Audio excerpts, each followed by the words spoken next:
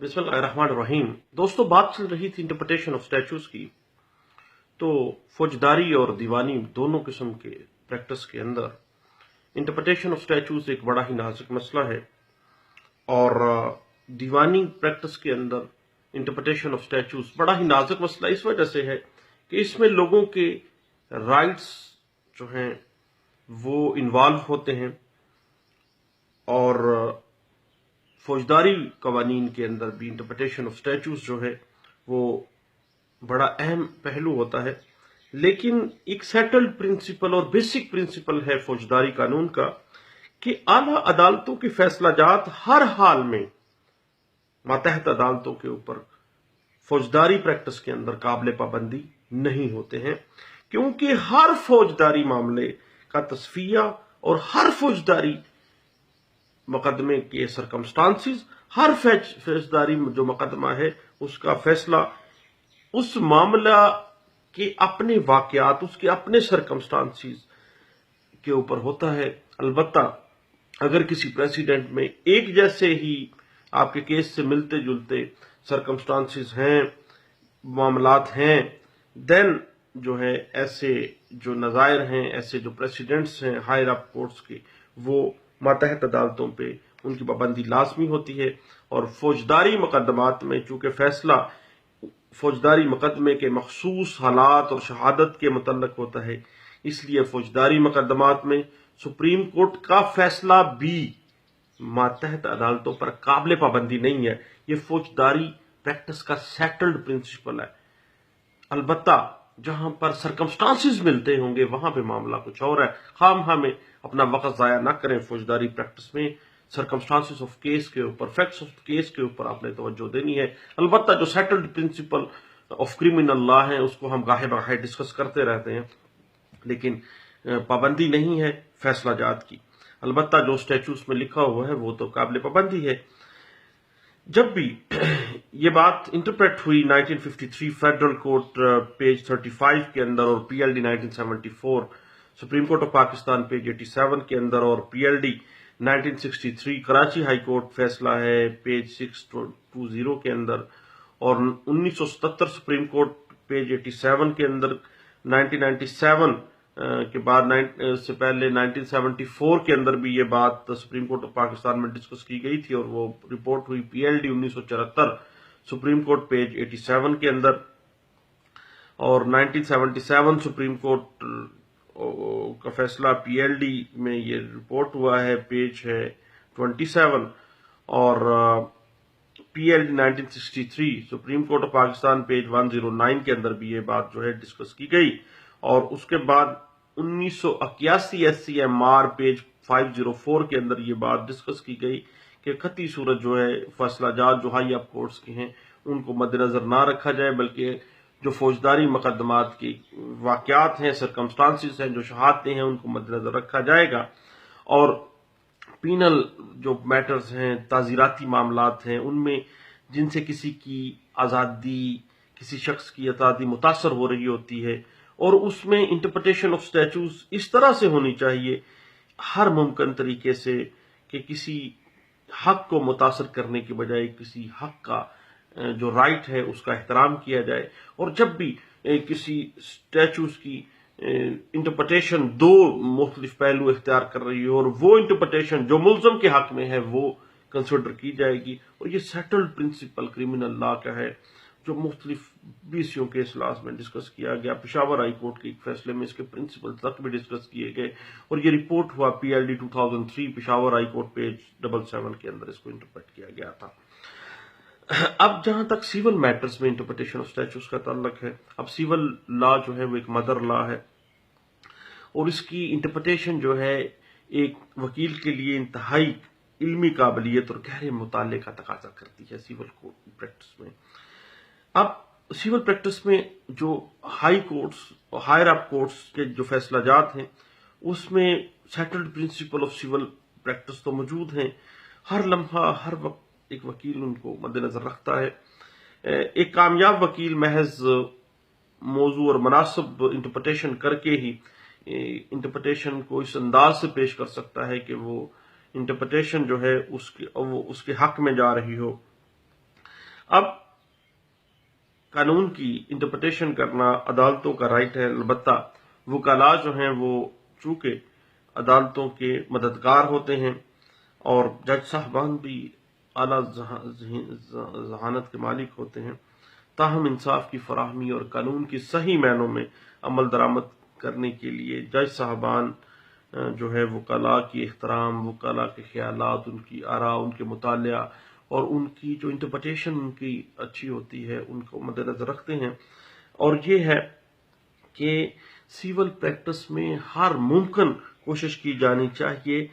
کہ جو لیجسلیچر، جو قانون ساز ادارہ ہے جس نے وہ قانون بنایا ہے، اس کی نیت اور اس کی منشا جو ہے وہ ہر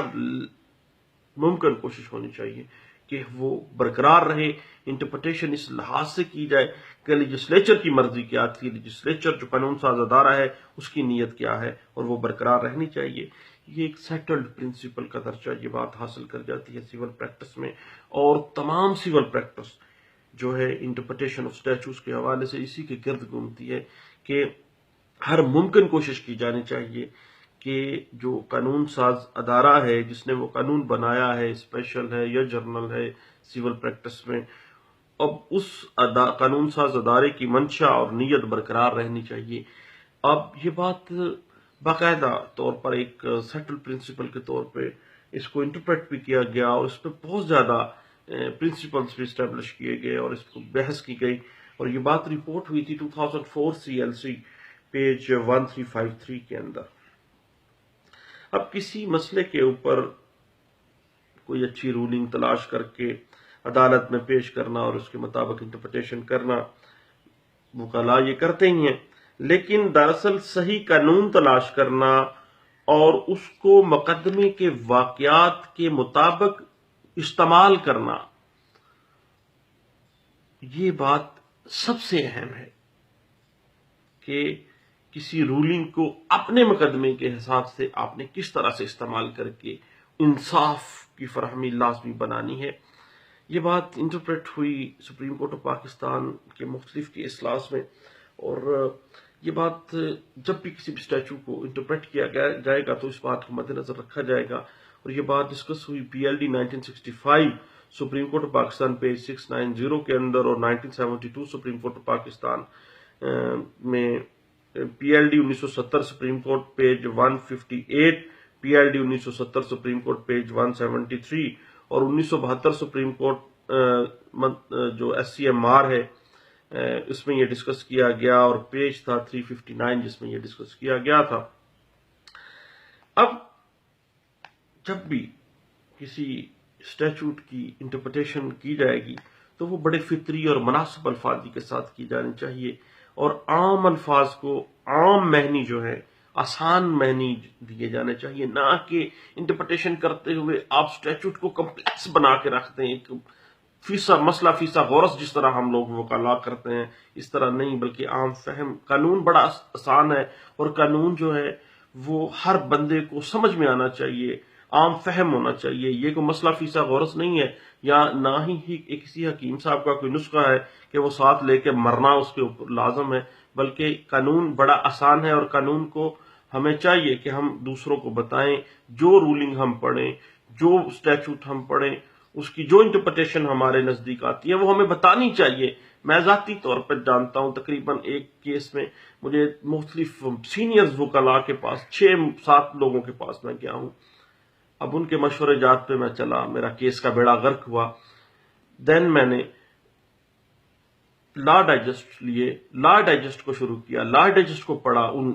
اس حوالے سے اسٹیچوٹ کو پڑھا، دین مجھے پتا چلا کہ مجھے تو ٹریک سے ہی اتارا گیا تھا۔ اب معاملہ یہ ہے جناب کہ جب بھی آپ بطور وکیل کسی اسٹیچوٹ کو پڑھتے ہیں، اس کی انٹرپریٹیشن کو پڑھتے ہیں، وہ بڑے مناسب الفاظ میں ہونی چاہیے، مناسب انداز میں ہونی چاہیے، مسئلہ فیصد غورت نہ اس کو سمجھے، نہ ہی اس کو بنائیں، اور اس کو شیئر کریں اپنے نالج کو، کیونکہ اللہ اس میں برکت دے دیتے ہیں۔ جو چیز آپ شیئر کرتے ہیں، نالج ہے تو کیا ہی بات ہے، اس کو شیئر کرنا چاہیے، دوسروں تک پہنچانا چاہیے۔ اور یہ بات کہ انٹرپریٹیشن آف اسٹیچوٹس ہمیشہ عام معنی اور عام فہم الفاظ میں کیے جانے چاہیے، نہ کہ انگریزی بول بول کے اس کو اتنا انگریزی تو سب کو آتی ہے، جو بندے نے ایم ایس سی کی ہے، ایم فل کیا ہے، جو پی ایچ ڈی تک لوگ گئے ہیں، ایل ایل ایم کرتے ہیں، ایل ایل بی میں بھی انگریزی ہے۔ اب انگریزی تو پوری زندگی میں پڑھی ہے، بڑی کتابیں ہم لوگوں نے بھی پڑھی، سب وکلا پڑھتے ہیں، سب لوگ پڑھتے ہیں، ناول پڑھتے ہیں ہم لوگ، لیکن یہ بات انگریزی والا جو میٹر ہے اس کو کبھی بھی لینگویج کو جو ہے وہ انٹرپریٹیشن میں قطعی صورت ایک مسئلہ نہ بنائیں۔ قانون بہت آسان ہے، قانون کو آسانی پیدا کریں اور آسانی کے ساتھ سمجھیں، اور یہ بات خاص طور پہ سول پریکٹس میں اور کرمنل پریکٹس میں یہ بات ذہن میں رکھیے گا کہ جب بھی اسٹیچوٹ کی آپ انٹرپریٹیشن کر رہے ہیں تو عام الفاظ میں عام فہم معنی اس کو دیں۔ اور یہ بات ایک کیسلا میں ڈسکس بھی کی گئی اور یہ رپورٹ ہوا تھا 2003 YLR پیج 1555 کے اندر۔ اب قانون کی انٹرپریٹیشن کرنا جج صاحبان کا فریضہ بھی ہے، لیکن وہ کبھی بھی اس ذمہ داری سے الگ نہیں ہو سکتے۔ ایک کامیاب وکیل کے لیے لازمی ہے کہ وہ اس معاملے میں اپنی قابلیت اور اعلیٰ ذہانت کا مظاہرہ کرے، اور جو بھی پر منتھ ہمارے پاس لا ڈائجسٹ آتے ہیں ان لا ڈائجسٹ کے اوپر ہم نظر رکھتے ہیں تاکہ اسے ہر وکیل کو اس سے واقفیت ہوتی ہے، اور جہاں بھی کسی قانونی نقطے کی انٹرپریٹیشن کا مسئلہ درکار ہو تو وہ اس جو لیٹسٹ ججمنٹس ہوتی ہیں اس سے وہ فوری طور پہ واقف ہوتے ہیں، فوری طور پہ ہم لوگ جو ہیں وہ بطور وکیل اس کو سامنے لے آتے ہیں، اور اعلیٰ عدالتوں کے تازہ ترین فیصلے ہر ڈائجسٹ میں لا ڈائجسٹ میں چھپتے رہتے ہیں۔ یہ انٹرپریٹیشن آف اسٹیچوز کے لیے بڑے ہی مددگار ہوتے ہیں، اور جج صاحبان کے لیے ان فیصلہ جات تک جو رسائی ہے وہ باقاعدہ طور پر لائبریریز کے ذریعے اور باقاعدہ ان کو کاپیز پرووائڈ کی جاتی ہیں، اور جب اسٹیچوٹ کی انٹرپریٹیشن اعلیٰ عدالتوں کے فیصلہ جات کی روشنی میں دیکھی جائے گی تو لازمی بات ہے پروڈنٹ مائنڈ اسٹیبلش ہوگا، جوڈیشل مائنڈ اسٹیبلش ہوگا، انصاف فراہم ہوگا، اور قانون کو اس انداز سے عدالتوں میں نافذ کیا جائے گا جو کہ اصل قانون کی اسپرٹ ہے، اور جس طرح سے قانون ساز ادارے کی نیت اور اس کا منشا تھا، یہ قانون اس وجہ سے بنایا گیا تھا، وہ پریویل کرے گا اور یہ بات سامنے آ جائے گی۔ اب انٹرپریٹیشن آف اسٹیچوز کرتے ہوئے ایک جو وکیل ہے، مختلف جو لا تھنکرز ہیں، مثلا سالمنڈ ہے، اسی طرح بہت سے لوگ ہیں، ان کا حوالہ دیا جا سکتا ہے، اور ان کی جو آراء ہیں، ان کی جو انٹرپریٹیشن ہے ان سے ہم لوگ جو ہے وہ استفادہ حاصل کر سکتے ہیں۔ اب اعلیٰ عدالتوں کے فیصلہ جات کو فوقیت تو حاصل ہے، اب آئے روز قانون کے اندر امینڈمنٹس بھی آ رہی ہوتی ہیں اور فیصلہ جات بھی اوور رول ہو رہے ہوتے ہیں۔ اب امینڈمنٹس اور اوور رولز جو فیصلہ جات ہیں ان سے آگاہ ہونا چاہیے۔ اب پاکستان کے اندر جو ہے نا قانون انگریزی کا ایک ڈھیر بن گیا ہے، اب اعلیٰ عدالتوں کے فیصلہ جات بھی جو ہیں وہ انگریزی میں ہیں، اس وجہ سے مجبوری ہے شروع سے انگریزی پڑھائی جاتی ہے۔ اب عام بندہ یا عام فہم بندہ اتنا انگریزی نہیں سمجھتا ہے، اور جب بھی انٹرپریٹیشن آف اسٹیچوز کرنی ہے تو انگریزی کو مناسب انداز میں اس کو پتہ ہونا چاہیے، لینگویج پہ عبور ہونا چاہیے، اور جب بھی انٹرپریٹیشن آپ اسٹیچوز کی کرتے ہیں اس میں آپ ایک عام اصول یہ ہے کہ جو بھی الفاظ ہوں اس کو عام فہم معنی دیے جائیں، اور جب بھی تعزیری معاملات میں انٹرپریٹیشن کا معاملہ ہو تو وہ سختی سے کی جانی چاہیے۔ اگر شک و شبہ کا کوئی عنصر ہو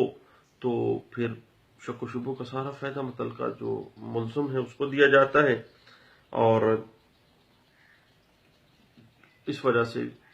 کوشش کریں کہ انٹرپریٹیشن میں کبھی بھی شک و شبہ جو ہے وہ نہ آ جائے۔ یہ بات انٹرپریٹ ہوئی ایک کیسلا میں جو رپورٹ ہوا 2005 CLC پیج 285 کے اندر۔ اب انٹرپریٹیشن کے لیے جو مختلف رول اور مختلف جو معیار مقرر کیے گئے ہیں مختلف کورٹس کی جانب سے، مختلف مفکرین کی جانب سے، اور خاص طور پہ وہ ڈسکس کیے گئے ہیں understanding statutes by S M Zafar صاحب، جو خود بہت بڑے لیجنڈ وکیل ہیں پاکستان کے، ان کی بہت سی کتابیں ہیں، اور انہوں نے اس میں واضح کہا ہے کہ جو سٹینڈرڈ ہیں انٹرپریٹیشن کے وہ واضح ہونے چاہیے جب بھی کوئی وکیل انٹرپریٹیشن آف اسٹیچوز کر رہا ہو۔ اور یہ بات سپریم کورٹ آف پاکستان کے ایک فیصلے میں بھی کہی گئی کہ جو انٹرپریٹیشن کے پرنسپلز ہیں، سیٹلڈ پرنسپل ہیں، ان کو ضرور مد نظر رکھا جائے گا ہر فیصلے کے اندر۔ اور یہ بات ڈسکس کی گئی 2006 S C M R page 100 کے اندر، اس میں یہ بات انٹرپریٹ کی گئی۔ اب پچھلے دنوں دیکھ رہا تھا کہ ٹیکسز کے حوالے سے ایک بات سامنے آ گئی کہ ٹیکسز کے جو قانون ہیں جو فسکل پالیسیز کو انٹرپریٹ کر رہے ہوتے ہیں، اب فسکل سٹیچوز جتنے بھی ہیں، اب فسکل سٹیچوز میں جو محصولات اور ٹیکسز کے معاملات ہیں، ان میں جہاں ٹیکس لاگو عائد کرنے والی جو پروویژنز ہیں یا دوسری فسکل جو اسٹیچوٹ ہے اس کی دوسری پروویژنز ہیں، ان کے اندر اگر کوئی اختلاف آ گیا ہے، کوئی ایمبیگوٹی کریٹ ہو گئی ہے کہ کیا اس معاملے میں ٹیکس لگے گا یا اس معاملے میں ٹیکس نہیں لگے گا، ایک اسٹیچوٹ کی ایک پروویژن کہہ رہی ہے کہ ٹیکس لگے گا، دوسری پروویژن کہہ رہی ہے وہ کہتی ہے کہ جی نہیں لگے گا۔ اب اس میں اختلاف آ گیا ہے۔ اب جب بھی آپ انٹرپریٹیشن کریں گے تو انٹرپریٹیشن سیٹلڈ پرنسپل ہے ٹیکسز کے حوالے سے، یاد رکھیے گا یہ بھی کہ ٹیکس عائد کرنے والی جو پروویژنز ہیں اس اسٹیچوٹ کی وہ سپرسیڈ کر جائیں گی، اور ٹیکس عائد کرنے والی جو پروویژنز ہیں، جو دفعات ہیں، وہ فوقیت حاصل کر جائیں گی۔ اور یہ بات بڑے اچھے انداز سے، اور خاص طور پہ ٹیکس کی پریکٹس کرنے والے لوگ اور لینڈ ریونیو کی پریکٹس کرنے والے لوگوں کے لیے بڑی شاندار باتیں اس میں پرنسپل بھی اسٹیبلش کیے گئے، اور اس میں انٹرپریٹیشن بھی اچھی کی گئی، اور یہ بات رپورٹ ہوئی 2003 CLC پیج 513 کے اندر۔ بہت شکریہ دوستو، انٹرپریٹیشن آف اسٹیچوز ہمارا ٹاپک ہے، اس پہ بات ہوتی رہے گی۔ اللہ حافظ۔